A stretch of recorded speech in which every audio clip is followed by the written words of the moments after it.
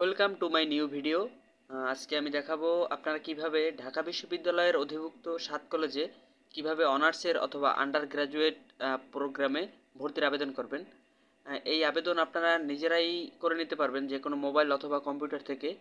ভিডিওটি শুরু করার আগে আপনারা যদি আমার চ্যানেলে নতুন হয়ে থাকেন তাহলে আমার চ্যানেলটি অবশ্যই সাবস্ক্রাইব করবেন, আর যদি আমাকে ফেসবুক থেকে দেখেন তাহলে আমার পেজটি অবশ্যই ফলো করবেন। আমি মূল ভিডিওতে চলে যাই। এই কাজটি করতে হলে প্রথমে আপনারা যে কোনো একটি ব্রাউজারে চলে যাবেন। আমি ক্রোম ব্রাউজারে চলে যাই।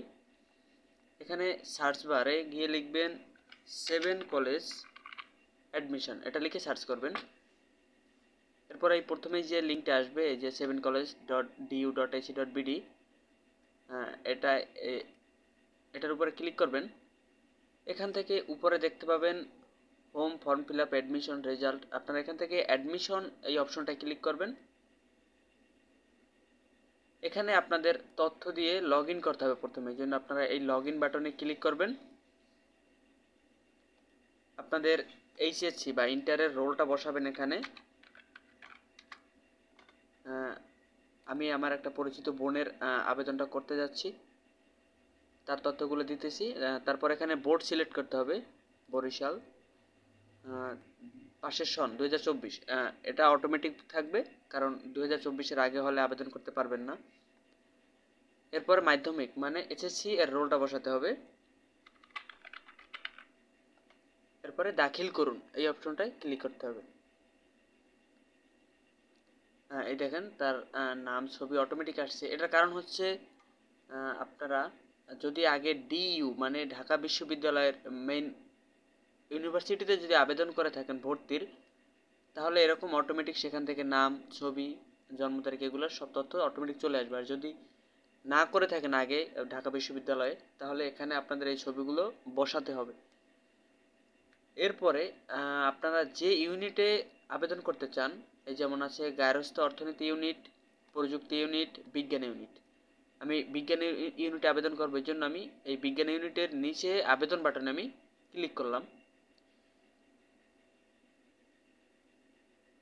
কাজ প্রায় কমপ্লিট। এখান থেকে এখন পে করতে হবে টাকা। আপনার টাকা অনলাইনে পে করতে পারেন অথবা ব্যাংকেও পে করতে পারেন, আপনারা যেটা পে করতে চান। যদি অনলাইনে পে করতে চান তাহলে এখানে পে অনলাইন ক্লিক করবেন। এখান থেকে এসএসএল কমার্স অথবা সূর্য পে যে কোনো একটা ক্লিক করবেন।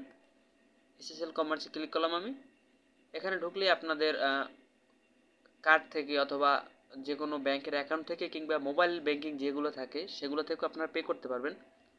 যেমন দেখাই, এখানে কার্ডের অপশন দিয়ে আপনি পে করতে পারবেন। এরপরে যে মোবাইল ব্যাংকিং, এই মোবাইল ব্যাংকিং ক্লিক করলে এখান থেকে বিকাশ, রকেট, নগদ, উপায় এগুলো থেকে পে করতে পারবেন। যদি বিকাশ থেকে করতে চান তাহলে এরকম বিকাশে ক্লিক করে নিচে পে বাটনে ক্লিক করবেন। এরপর এখানে আপনাদের বিকাশ নাম্বারটি বসাবেন। বিকাশ নাম্বারটি বসানোর পরে কনফার্মে ক্লিক করবেন। কনফার্মে ক্লিক করার পরে বিকাশ নাম্বারে একটা কোড যাবে, ওটিপি, সেই ওটিপিটা এখানে বসাবেন। ওটিপি বসানোর পরে পিন চাইবে বিকাশের পিনটা দিলেই কনফার্ম হয়ে যাবে পেমেন্টটা। তারপরে আপনাদের আবেদন কপি বা পে রিসিট আপনি ডাউনলোড করতে পারবেন। এই পর্যন্তই আজকের ভিডিও।